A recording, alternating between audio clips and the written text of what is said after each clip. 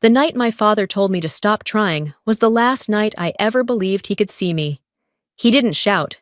He never did.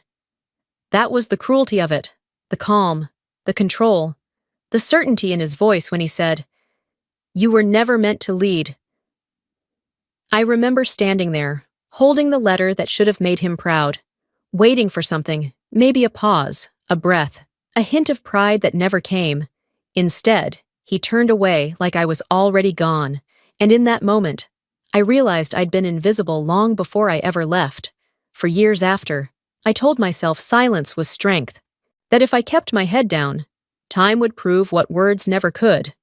But silence has a way of making even the right person feel guilty, and I've carried that guilt long enough. So when his name appeared again after all these years, folded in ink, written with the same steady hand that once erased me, I knew what it meant. He still thought I would come quietly.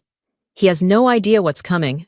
The letter came on a Tuesday morning, carried in with the salt air and the faint hiss of the Pacific outside my window. A plain white envelope, seal from Savannah, Georgia. The paper smelled faintly of jasmine and dust, like something lifted straight from the drawers of the old house my mother once kept spotless. I didn't need to open it to know who sent it. Grace, my sister. 22 years since I'd heard her voice, since a single word crossed the space between us. 2 decades of silence thick enough to choke on. I stared at the envelope for a long time, fingers tracing the edges as another memory pressed through. The night I walked out of that house. My father stood in the doorway, face shadowed by the porch light, voice steady as steel when he said, "If you leave this family." I left anyway. Not in anger, but in survival. I joined the sea, the only place where silence felt honest. Now here it was again. A letter from the sister who stayed behind. The one who'd watched me disappear through a curtain and never followed. 4 words in her careful handwriting. It's time to come home. Home. The word didn't belong to me anymore. Still. My hands trembled when I unfolded the paper, like muscle memory, remembering obedience my heart had long forgotten. That evening, I packed a single bag and booked a flight to Savannah. Not to forgive, just to see if pain still wore my father's face. Savannah greeted me with air so thick it clung to the skin, carrying the smell of pine sap and slow river water. The white house by the river hadn't changed, though the paint had dulled and the flag on the porch barely moved in the heat. When I pushed open the gate, the old hound barked once and trotted toward me, tail wagging. Inside the hall, I stopped short. On the wall hung the family portrait. My face was gone, replaced by the dog's. I laughed once, a dry sound that didn't belong to amusement. Some verdicts don't need to be repeated. They serve themselves forever. My father sat in his chair by the window, posture rigid, tie knotted tight as ever. The air in that room hadn't changed either. Lemon polish, and something colder beneath it. He didn't look up when I stepped inside. "I heard you arrived early," he said without moving. "You heard right," I answered. He stirred his tea, eyes fixed on the ripples. "Just don't make this weekend about you." I said nothing. The wall behind him gleamed with medals, each one framed, each glass spotless. Only one square was empty, the space where my first Academy Award once hung. The nail still caught the light. When I stepped back out, Grace was waiting under the magnolia tree. Her dress brushed against the grass, and her smile trembled before it could settle. "You came," she whispered. "I did." She looked down. "He didn't invite you." "I did." I paused. "I know. I thought maybe—" "You thought wrong." Silence hung between us, filled by the rhythm of the river slapping the shore. Then she reached into her purse and took out a small bracelet made of shell fragments, the inside etched with tiny, careful letters. "Serve quietly." She fastened it on my wrist. The metal was cold against my skin. It used to mean love in this house. Now it only meant survival. That evening, the rehearsal dinner filled the officers' club with golden light and chatter that didn't belong to family. The chandeliers gleamed above rows of silverware. every surface polished until it reflected nothing human. I took a seat near the end, asked for water, and listened. My father presided at the head table, every gesture measured. He spoke of the stone tradition, 3 generations of Navy service, men who never faltered, never questioned. When he reached me, he paused, lips curving in something like a smile. Not everyone's built for the Navy. Laughter spread across the room. Quick and thin, Grace's glass trembled. Mine stayed still. When the waiter came by to refill my water, I noticed Ethan, Grace's fiancé, watching me from the next table. His expression wasn't mocking. It was searching, like a man who'd almost remembered something important. After dinner, he crossed the floor as the crowd thinned. His voice was low, steady. "Were you ever in Guam? 2009. Why?" "Because we heard a woman's voice on the comms. She guided us through the cyclone. We called her Iron Widow." I met his eyes, felt the pulse in my wrist beneath the cold bracelet. That was a long time ago. He nodded once. Some debts don't expire. Outside, the night was heavy and still. Jazz drifted from a bar across the harbor.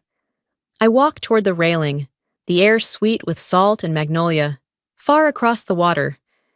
The lighthouse blinked against the dark, steady, patient, as if reminding the lost that even those who leave can still find their way home.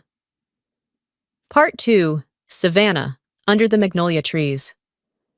Savannah met me with a slow, heavy heat that smelled of pine and old summers that never ended. The White House by the river looked smaller than I remembered. Its paint faded, flag half limp in the wind. I pushed the gate open, and the hinges groaned the way old voices do when they remember too much. Inside the hall, the air was cool, still scented with lemon oil and control. I stopped when I saw it, the family portrait. My face was gone, neatly replaced by a framed photo of my father's dog. The hound, loyal and wordless, had taken my place. A short, hollow laugh escaped before I could stop it. Some sentences don't need repeating. Exile speaks for itself. My father sat where he always sat, back straight, the rhythm of a man who'd never bent to anyone, not even time. He stirred his tea without looking up. "I heard you arrived early. You heard right. Just don't make this weekend about you." He didn't need to raise his voice. The distance between us was command enough. On the wall behind him, every metal gleamed, polished within an inch of pride. Only one frame was empty, the one that once held my first Academy Award. The nail was still there, catching the light like a reminder of what he'd removed. When I stepped outside, the air shifted. Grace waited under the magnolia tree, wearing a floral dress that didn't fit her nervous hands. She smiled, small and unsure. "You came." "I did." "He didn't invite you," she said quietly. "I did. I know. I thought maybe—" "You thought wrong." The silence that followed wasn't cruel. It was tired, the kind that grows when love runs out of places to hide. The river whispered nearby, filling the space our words refused to. Then she handed me something small, an old bracelet made of white shells. The inside was carved with our mother's handwriting. "Serve quietly." I fastened it to my wrist. The metal felt cold, almost like judgment. Once it might have meant love, now it meant endurance. That night, the rehearsal dinner glowed gold beneath crystal chandeliers at the officers' club. People laughed too loudly, talked about heritage, as if it were an award you could polish. I sat near the end, my glass filled only with water. My father spoke at the center, voice steady and sharp. He praised the family's service, 3 generations of unwavering loyalty. When he reached my name, he paused. Not everyone's made for the Navy. The laughter came on cue, except from Grace. I didn't flinch. When the waiter refilled my glass, I noticed Ethan, Grace's fiancé, watching me. Not mocking, remembering. Later. As the crowd thinned, he approached. His tone was careful, almost reverent. "Were you ever in Guam? 2009. Why?" "Because a woman's voice came through the static that night. It led us home. We called her Iron Widow." I looked at him, steady, No denial, no confession. That was a long time ago. He nodded. Some debts don't expire. Outside, the night wrapped around the harbor in soft blue light. Jazz drifted from the city, lazy and sweet. Across the river, the lighthouse blinked against the dark, one steady pulse reminding me that sometimes even the forgotten find their way back. The next morning, I drove to the small cemetery by the Wilmington River where my mother rested. The air was thick and warm, the scent of wet soil clinging to everything. Her gravestone was simple, the letters worn by southern rain. Evelyn Stone, 1949 to 2007.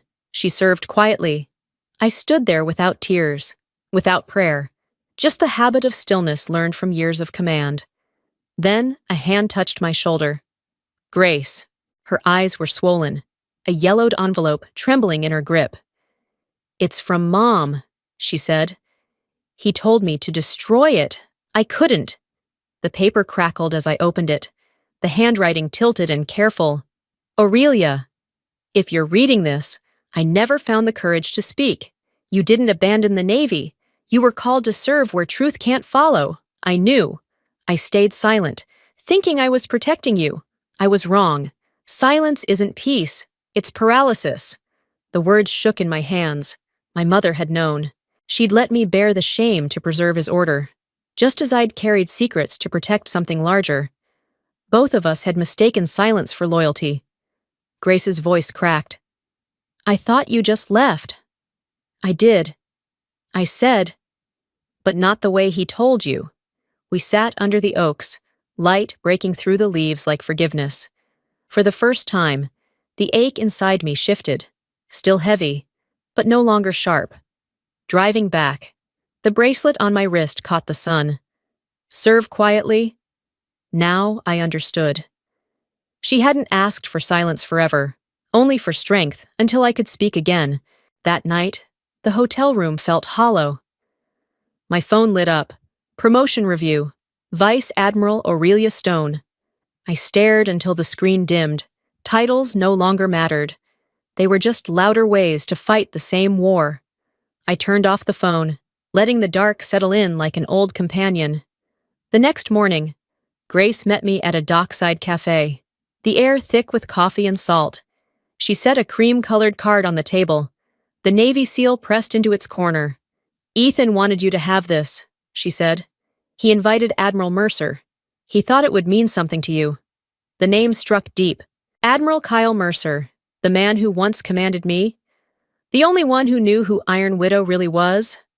Does Dad know? Not yet. Then let him enjoy the surprise. Outside, I spotted my father across the street, speaking to a young officer. His voice was sharp as ever. We built our name on discipline. The rest are just performers. I smiled faintly. If he thought fear built legacy, he'd soon see what truth could do. That night, I stood on the hotel balcony, watching the harbor lights flicker across the water. The memory of Guam returned. The storm. The dead radios. My voice guiding them through. All units. Hold heading.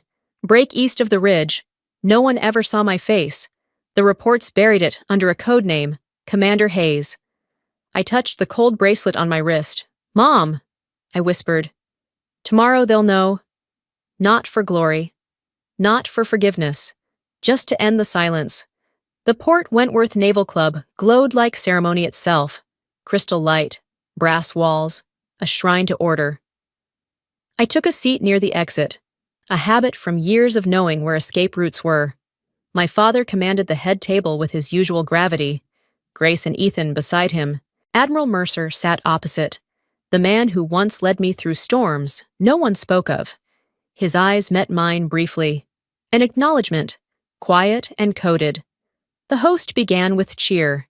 Tonight, we celebrate two great families, both rooted in service. Applause followed. My father rose, voice carrying easily. Family is discipline, and discipline means knowing your place. Laughter followed like a salute. Then came the sting.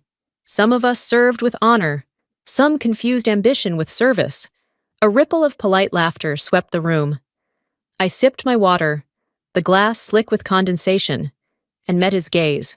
We didn't blink. The noise resumed, forks clinking, the world pretending nothing sharp had been said. Then a chair scraped. Admiral Mercer stood, glass raised. To the families who gave their sons and daughters to the sea. He paused, then looked toward me. And to one officer who taught us that courage isn't about who sees you, but who survives because of you. Good to see you again. Commander Hayes. The room froze. Glasses hovered mid-air. Breaths caught mid-chest. Ethan's face went pale. Grace's hand trembled. My father's froze entirely. I nodded once, silent, then rose and walked out. No explanations. Outside, wind from the river pressed cold against my throat. The water below shimmered, faceless, like memory refusing to fade. Later, rain followed me to the bridge. I parked in the center, killed the engine, and listened. The bridge felt like a border, behind me. The daughter erased. Ahead, the officer reborn. I unlocked my phone. Promotion, Admiral appointment, pending Senate confirmation. I almost smiled. 20 years ago, he said I'd never command. Now no one even knew. A new message flashed. Tomorrow. I'll do what's right. Ethan. I typed. You don't owe me anything. I owe you my life. I let the phone go dark. A gust tore a paper receipt from the dash, spinning it into the rain until it vanished. Like the girl I used to be. Through the downpour, the chapel lights glowed faintly ahead. I whispered to the storm, not for recognition, but because silence had gone on long enough. Morning broke over Savannah, thick with heat and salt. The chapel by the river shone white, its magnolia garlands swaying in the breeze. I sat in the last pew, my uniform spotless but unadorned. No medals, no weight of proof. My father sat in the front, spine rigid, presence commanding as always. When the officiant called for him to speak, he rose, voice steady. Family is loyalty. Loyalty means obedience. Applause followed like ritual. I stayed still, listening to the same sermon that once cast me out. Then Ethan stepped forward, hand trembling around the microphone. Before I say my vows, there's something I owe, not to Grace, but to someone else in this room. The air thinned. 15 years ago, in the Guam cyclone, my team was trapped. A woman's voice led us out. We called her Iron Widow. I never saw her face until today. He turned toward me. Admiral Aurelia Stone, ma'am, you saved our lives. The silence cracked open. One man stood, then another, until the entire hall rose to salute. My father remained seated, glass shaking. I returned their salute, calm, precise, final. Then my father rose. His hand lifted, slow but certain. The salute met mine, and 20 years of silence ended. Not in triumph, but in respect. That night, I went back to the house by the river. The porch light was still on, the same soft amber my mother used to leave burning for him after every deployment. I knocked twice, then pushed the door open. He was in the living room, sleeves rolled, coffee cooling in his hand. The silence in that room felt ceremonial, like we were both standing at attention. He didn't look up right away. You made quite the scene today. I didn't make it. It happened. He set the cup down. Were you ever scared? Every time, I said. But fear isn't the problem. Stopping because of it is. He nodded faintly. I thought I was protecting you when I pushed you out. You were protecting your story, not me. He didn't deny it. Instead, he stood and crossed to the glass cabinet lined with medals. At the bottom corner, the family photo had been restored. My face was back, slightly crooked. But there, it's time to put it back, he said. I studied the picture. Respect starts closest to your hands. He smiled, weary but real. You sound like your mother. We sat quietly, no ranks, no speeches, just breathing. At the door, I turned. Good night, Colonel. Good night, Admiral. Dawn came pale and gold. I ran the Savannah Bridge, the air cool and clean. My phone buzzed. Appointment confirmed. Congratulations, Admiral Stone. I read it once, then turned it off. No announcements needed. Below, the river glowed pink with sunrise. Revenge isn't loud, I whispered. It's breathing easy where you once couldn't. I filled my lungs, feeling something loosen. I didn't need applause, just peace in the place that once took it from me. The next afternoon, I returned to the chapel.